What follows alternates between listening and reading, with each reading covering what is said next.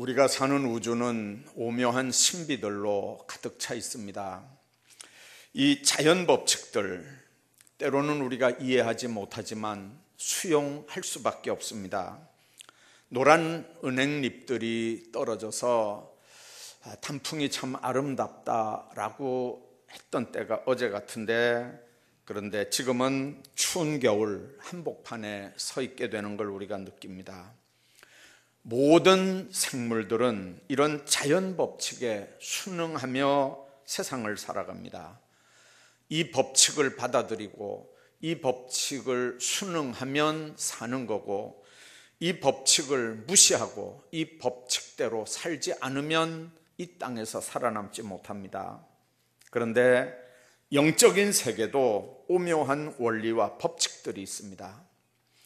신앙생활을 하면서 이 원리와 법칙을 잘 활용하면 놀라운 은혜와 체험을 하면서 복된 삶을 살아갈 수 있지만, 그렇지 못할 때는 세상 살기가, 신앙생활 하기가, 교회 직분 감당하기가 얼마나 어렵고 힘든지 모릅니다.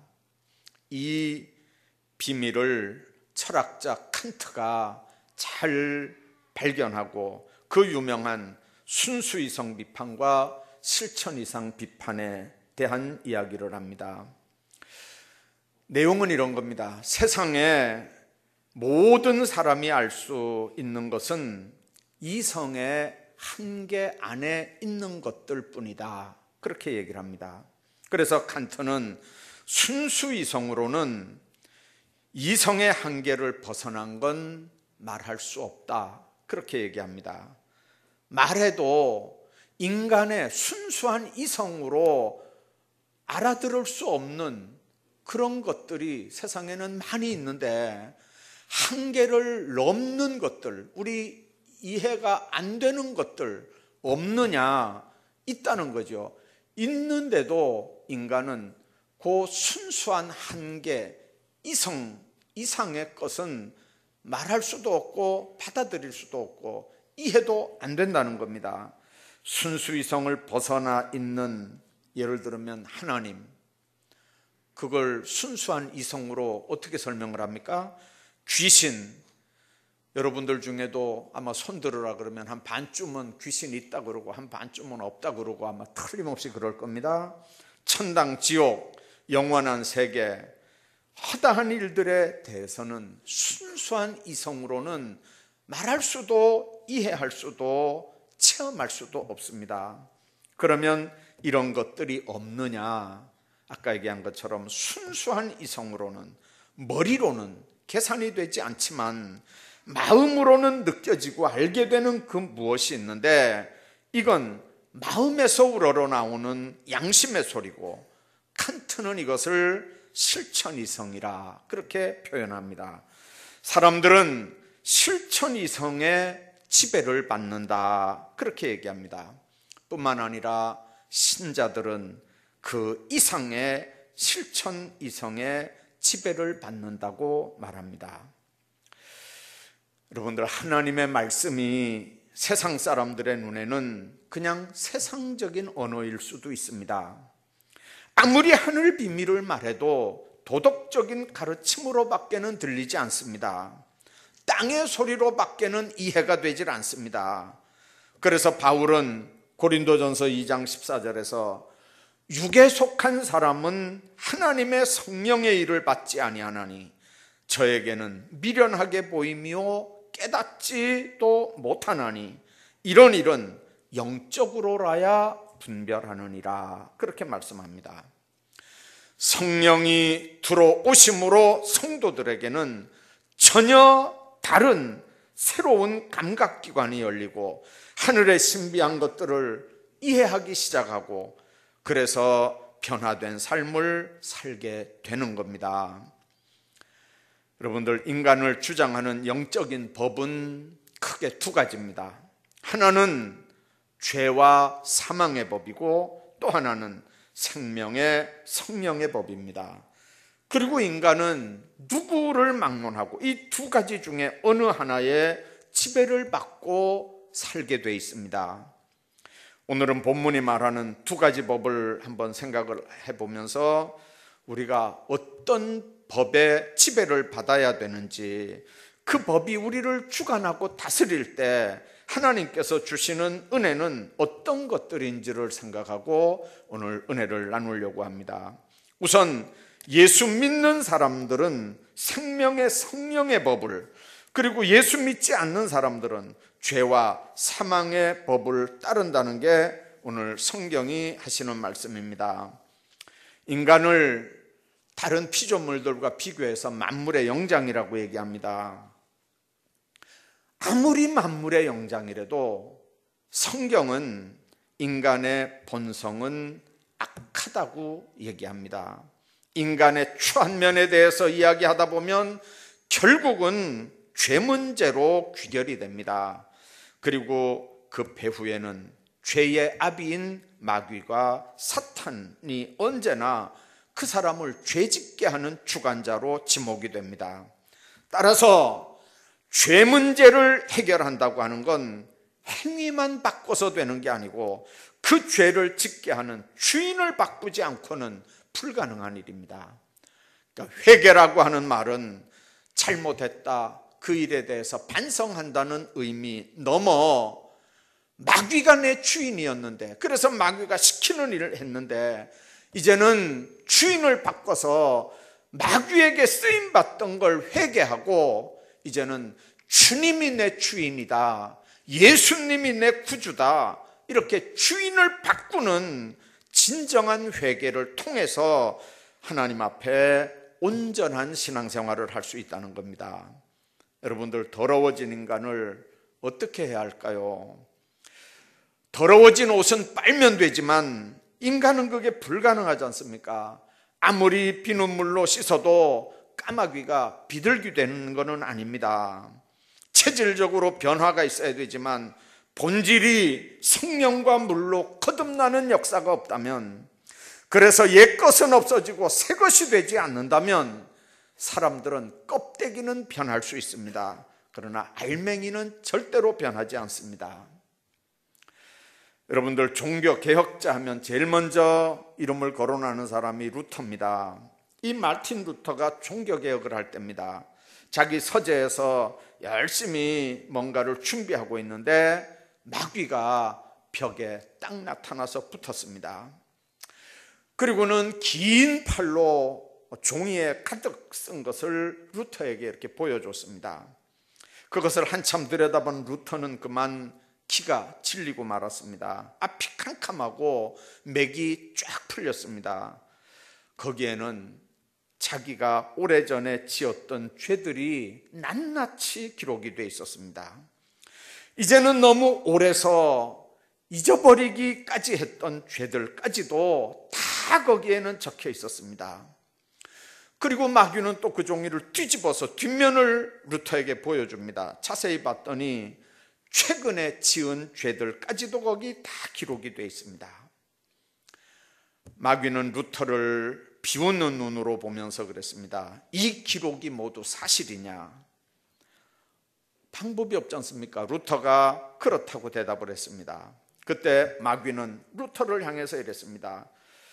손가락질을 하면서, 이 더러운 녀석아, 네가 무슨 종교개혁을 해? 너나 똑바로 살아. 네 죄값은 어떻게 할래? 그때 루터는 아무 할 말이 없었습니다. 머리를 숙이고 힘없이 앉아 있는데 뒤에서 아주 부드럽게, 그러면서도 분명한 음성이 들려옵니다. 루터야, 네 모든 죄는 다 내 피로 씻었단다. 너를 정죄할 자는 아무도 없단다. 그 음성을 듣는 순간 루터는 정신이 번쩍 들었습니다. 그리고는 그리스도 예수 안에 있는 자에게는 결코 정죄함이 없나니 하는 말씀이 기억이 납니다. 그래서 루터는 새 힘을 얻어서 크게 외치면서 책상에 놓여있던 잉크병을 들어서 마귀를 향해서 던졌습니다. 잉크병은 벽에 부딪혀서 산산이 깨졌고, 그리고 마귀는 그때 어디론가 사라졌다고 합니다. 그리스도 예수 안에 있는 사람에게는 정죄함이 없다. 누가 나를 정죄할 거냐? 여러분들, 마귀는 우리를 정죄하기 위해서 이런저런 과거의 모든 죄를 다 들춰냅니다. 그러나 우리가 예수를 믿는 순간, 예수의 영이 내 안에 임재하는 순간, 마치 빛이 우리 안에 들어오고 내 안에 어두움이 싹 순간에 어둠이 물러가는 것처럼 그리스도의 피가 이 모든 죄를 다 깨끗하게 씻어 주셨다는 걸 저와 여러분들은 믿는 줄로 믿습니다. 그리스도 예수 안에 있는 생명의 성령의 법이 죄와 사망의 법에서 우리를 해방하였기 때문에 그렇습니다. 그러므로 믿는 사람은 생명의 성령의 법을 믿지 않는 그런 사람들은 죄와 사망의 법을 지배받지만, 믿는 사람은 우리 생명의 성령의 법의 지배를 받는 걸 우리가 믿습니다. 과거에 우리가 믿지 않았을 때, 지금도 믿지 않는 사람들은 죄로 말미암아 사망에 이르는 죄와 사망의 법에 적용을 받으며 살 수밖에 없습니다. 이 말씀은 죄의 아비가 마귀이기 때문에 마귀의 구속 아래서 산다는 의미입니다. 아담 한 사람이 범죄해서 사망에 이르렀고 그 안에 사는 모든 인류가 다 죄를 지었기 때문에 사망이 모든 사람들에게 왕노릇 한다는 말이 바로 이 말씀입니다. 만일 우리도 예수 믿지 않았다면 아직도 마귀 아래 있고 마귀가 시키는 대로 지옥 백성으로 범죄하며 살다가 마귀가 망할 때 같이 망하는 겁니다. 그러나 우리 예수 믿는 사람들은 그리스도의 영이 있는 사람들입니다. 예수를 영접하는 순간에 예수님은 영으로, 예수님은 말씀으로 우리 가운데 임재해 계시는 줄로 믿습니다. 그래서 그리스도의 영이 있는 사람들이기 때문에 성령의 법의 지배 아래 사는 사람들인 줄로 믿습니다. 그런 확신과 체험을 가지고 살아가시기를 주의 이름으로 축복합니다. 생명의 성령의 법 아래 사는 사람들은 그러면 어떤 은혜를 누리면서 살아갑니까? 첫째는 하나님의 영으로 자신의 법을 삼고 살아갑니다. 그 전에는 내가 내 법입니다. 내 생각이 내 법입니다. 내 주장이 내 법입니다. 내 소견에 옳은 대로 삽니다. 5절에 있는 말씀 한번 보십시오. 육신을 따르는 자는 육신의 일을, 영을 따르는 자는 영의 일을 생각한다 그랬습니다. 인간의 뜻, 인간의 생각, 인간의 판단, 그 행함은 자기 보기에는 모두 다 옳은 것 같습니다. 그래서 그 기준 때문에 나는 의로우니까 상대방을 판단하고 원망하고 그리고 불평을 합니다. 출애굽하는 이스라엘 백성들은 광야를 사는, 이 세상을 사는 우리 모두의 모형들입니다. 출애굽하는 이스라엘 백성들 한번 보십시오. 하나님을 향해서 원망하고 불평하고 대적하는 일을 하면서도 양심의 가책을 느끼거나 후회하거나 회개하거나 그런 일이 있습니까? 한 번도 원망하고 불평하고 대적하고 그렇게 하면서도 한 번도 후회하고 반성하고 그런 적이 없습니다. 왜 그렇습니까? 여러분들, 만일 그들이 그렇게 원망하고 불평하고 대적하는데도 자기에게 아무런 기쁨과 평강이 없고 유익이 없는 걸 알았다면 빨리 깨닫고, 그리고 그렇게 원망하고 불평하고 대적하는 일이 성령에게로 말미암은 건지 마귀에게로 말미암은 건지를 분별했다면 광야에서 절대로 죽음을 당하지 않았을 겁니다. 여러분들, 하나님은 우리 행위를 감찰하는 하나님입니다. 잠언 16장 2절에 보면 사람의 행위가 자기 보기에는 모두 깨끗하여도 여호와는 심령을 감찰하느니라. 너의 행사를 여호와께 맡기라. 그리하면 너희 경영하는 것이 이루어지리라. 그렇게 말씀합니다. 신구약 성경에 어떤 사람들이 범죄하였으며 하나님의 진노를 받습니까? 자기 소견에 좋은 대로 했던 사람들입니다. 사사기의 특징이 그렇습니다. 자기 소견에 옳은 대로 살았습니다. 육신을 따라 살며 범죄한 인간들의 소견, 하나님의 영이 없는 사람의 소견이 하나님의 뜻과 합치된다는 건 이건 불가능한 일입니다. 하나님은 자기 자신의 소견대로 사는 사람들, 일과 생각의 주인이 하나님이 아니라 자기 자신인 사람들과는 절대로 그 속에서 일하지도 역사하지도 않습니다. 그렇기 때문에 그 일의 옳고 그름을 떠나서 하나님의 영과 같이 하지 않는 하나님의 일에는 실패할 수밖에 없습니다. 왜 그렇습니까? 오늘 6절을 보십시오. 육신의 생각은 사망이요 영의 생각은 생명과 평강이기 때문에 그렇습니다. 9절 말씀을 한번 보십시오. 만일 너희 속에 하나님의 영이 거하시면 너희가 육신에 있지 아니하고 영에 있나니 누구든지 그리스도의 영이 없으면 그리스도의 사람이 아니니라. 그렇게 말씀합니다. 여러분들, 하나님 안에서 그리스도의 영이 없다는 말씀을 한번 생각해 보십시오. 그리스도의 영이 없으면 예수님을 주라고 고백할 수도 없습니다. 그리스도의 영이 없으면 내가 죄인인지 내가 지은 게 죄인지 알지도 못합니다. 성령이 없으면 그 죄 문제를 주님 앞에 내놓고 회개할 방법도 없습니다. 여러분들, 주님 안에서 성령의 법 아래 사는 사람은 그래서 내 법이 아니라 하나님의 영으로 자기의 법을 삼고 살아가는 줄로 믿습니다. 뿐만 아니라 모든 삶이 하나님 중심의 삶으로 바뀌어집니다. 인생 자체가 그렇게 변해집니다. 옛날 로마 시대 때 어거스트 대제라고 하는 황제가 있었습니다. 그 어거스트 대제가 황제를 할 때 아주 골치 아픈 일이 하나 있습니다. 뭐냐면 그때 아주 포악한 해적들이 들끓고 있었는데 다른 해적들은 이게 잡기도 하고 뭐 이렇게 이게 가능한데 아주 포악한 해적두목 하나, 이 사람은 잡을 방법이 없습니다. 악한 일을 해도 너무 많이 하는 겁니다. 그래서 이 해적을 잡기 위해서 로마 황제가 엄청 많은 현상금을 걸었습니다. 누구든지 그 해적 두목의 머리를 잘라오는 사람은 많은 상을 주고 높은 벼슬을 주겠다. 광고를 아무리 해도 그 해적 두목을 잡아오는 사람이 없었습니다. 어느 날 어거스트 대제가 어느 지방을 순찰하는데 아주 정말 해적 두목같이 생긴 아주 건장하게 생긴 사람이 그 황제 앞에 와서 이렇게 절을 하면서 하는 말이, 황제님, 제가 해적 두목의 머리를 가져왔습니다. 그렇게 절을 했습니다. 그러면서 저에게 어떤 상을 주시겠습니까?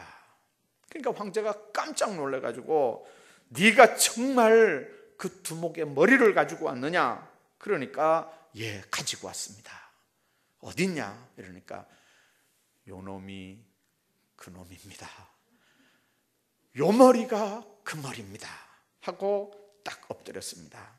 그러면서 하는 말이, 이 몸이 많은 죄를 지었는데 한 번만 그 죄를 용서해 준다면 이제 대왕의 충성된 종이 되겠습니다. 그러면서 그 앞에 딱 불어서 간절하게 호소를 합니다. 그러니까 어거스트 대제가 호탕하게 웃으면서 그래, 용서해 주마. 그리고 네 머리를 내게로 가져왔으니 내가 상을 내리겠다. 그러면서 그 자리에서 해군 장교로 삼았습니다. 여러분들, 그 어마어마한 현상금이 붙은, 그래서 잡히면 죽을 수밖에 없는 이 해적 두목이 여러분들 로마 제국의 해군 장교가 됐습니다. 그것도 황제가 직접 임명했습니다. 얼마나 감사하고 얼마나 황송한지 그 사람이 정말 목숨을 다해서 충성을 합니다. 나중에 그 사람은 로마 제국의 해군 사령관까지 됐다는 얘기입니다. 여러분들, 죄의 삭은 사망입니다. 그러나 예수 그리스도 안에 있는 하나님의 은사는 영생입니다. 이 은사를 받는 길은 죄를 회개하는 길입니다. 예수를 내 구주로 영접해 드리는 일입니다. 주인을 바꾸는 일입니다. 마귀의 지시를 받고 마귀의 감동을 받고 마귀의 소리를 듣고 마귀가 시키는 대로 사는 삶이 아니라 이제는 예수님이 내 구주고 예수님이 내 왕이고 예수님이 내 주인입니다. 그분이 나에게 말씀하는 걸 듣습니다. 그분이 말씀하는 대로 내가 순종합니다. 그래서 완전히 내 삶을 바꾸는 일입니다.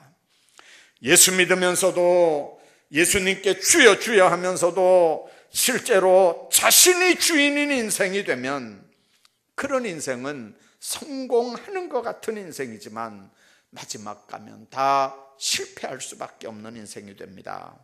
그러나 성령의 법 아래 살면 모든 일이 중심이 하나님이 됩니다. 그래서 무슨 일을 해도 이게 정말 하나님이 기뻐하시는 일인가? 이게 하나님이 원하시는 일인가?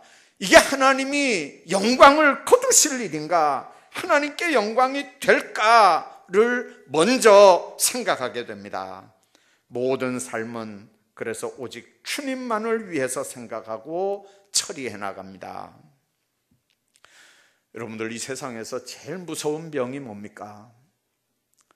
여러분들, 암이라고 다 대답하시겠죠?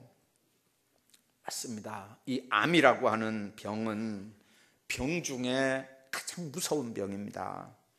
아직 의학계에서는 이 암이라고 하는 병의 원인을 100% 정확하게 찾아내지 못하고 있답니다. 만일 이것만 알면 병 안 걸릴 수 있는 방법들도 나올 텐데 모든 인간은 이 암이라고 하는 것 때문에 불안해합니다.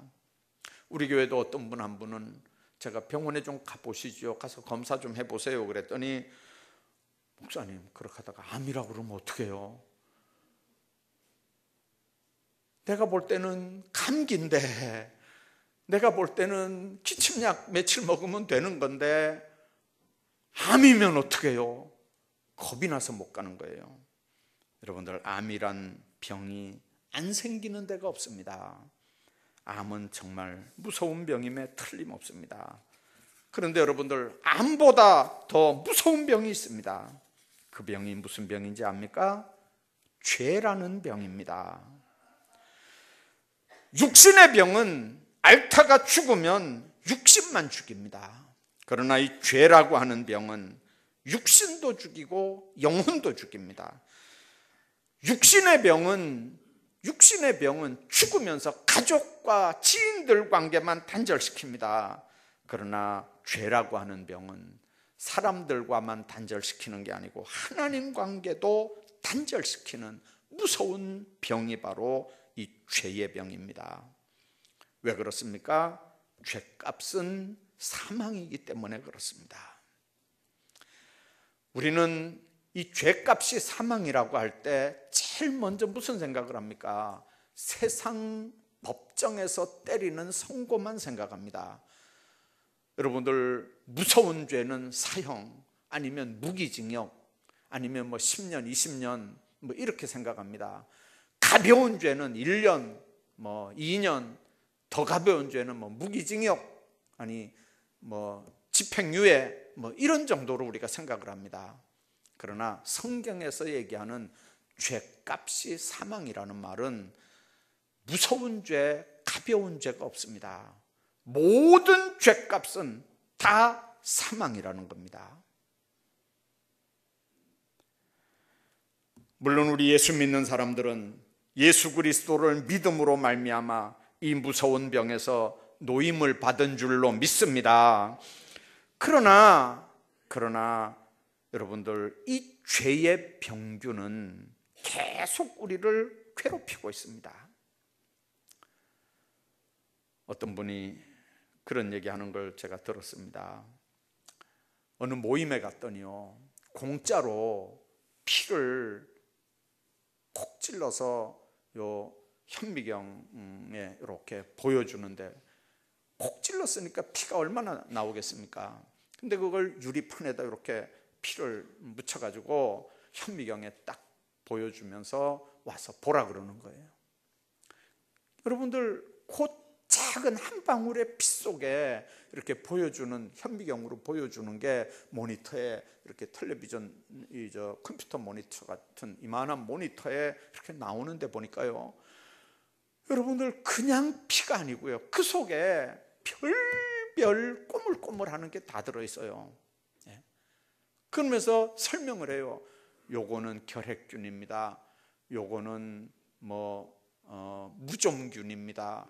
요거는 무슨 균입니다. 요거는 무슨 균입니다. 다 이렇게 설명을 하는 거예요. 그러면서 결론은 뭡니까?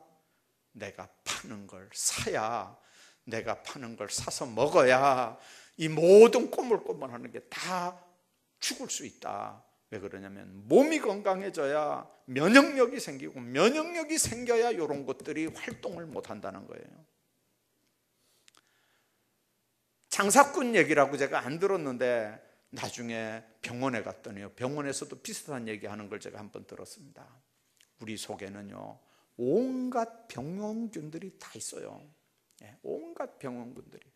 우리가 건강할 때, 우리에게 면역력이 있을 때는 감히 그 균이 속에서 드러나질 못해요. 균이 없는 게 아니에요. 균이 드러나질 못해요. 그래서 우리가 병자가 돼가지고 눕히질 못해요.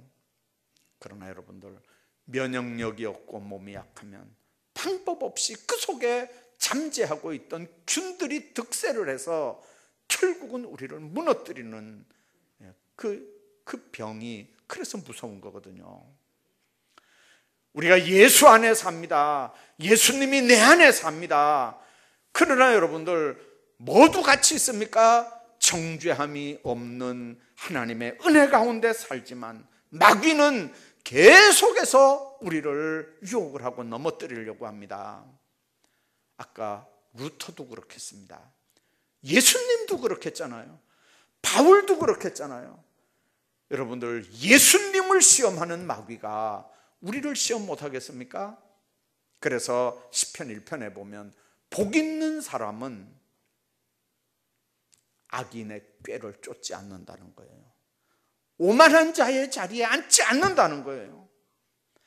여러분들, 주님 안에서 정말 복 있는 사람들의 삶, 그런 반열에 살기를 주의 이름으로 축복합니다. 세상은 너무 험하고 우리는 너무 약합니다. 만일 주님께서 우리와 함께 하지 않으면, 주님께서 우리에게 힘 주시고 능력 주지 않으면, 우리 인간들은 너무 약하기 때문에 자꾸 죄와 사망의 법으로 되돌아가려고 합니다. 그래서 바울은 오호라, 나는 곤고한 사람이로다. 이 사망의 몸에서 누가 나를 건져내랴, 탄식을 하는 겁니다. 죄라는 병이 무서운 병이요 심각한 병임에는 틀림이 없습니다만은, 그러나 못 고칠 절망적인 병은 아닙니다. 이 무섭고 심각한 병을 고칠 수 있는 의사가 바로 예수님이기 때문에 그렇습니다. 오늘 주신 말씀 2절을 보십시오. 그러므로 이제 그리스도 안에 있는 자에게는 결코 정죄함이 없다, 그렇게 말씀합니다. 그리스도 안에 있는 자들, 우리가 예수 안에 있는 자들인 줄로 믿습니다. 예수님은 우리 안에 거하시는 줄로 믿습니다. 오늘 대강절 둘째 주일입니다. 그리스도께서 우리 죄를 친히 담당하시고 십자가에 못 박힐 큰 계획을 가지고 육신을 입고 인간 역사 속에 오심을 기다리는 주일입니다. 예수 그리스도를 믿어 의롭다 하심을 얻고 날마다 내 삶의 자리에서 주님을 높여드리는 축복된 삶이 있기를 간절히 바랍니다. 우리 안에 내주하시는 성령의 능력을 힘입어서 성령의 법, 생명의 성령의 법 아래 살길 바랍니다. 하나님의 영으로 자신의 법을 삼으시기를 바랍니다. 모든 삶이 하나님 중심이 되는 생명과 평강이 충만한 삶이 되시기를 주의 이름으로 축원합니다.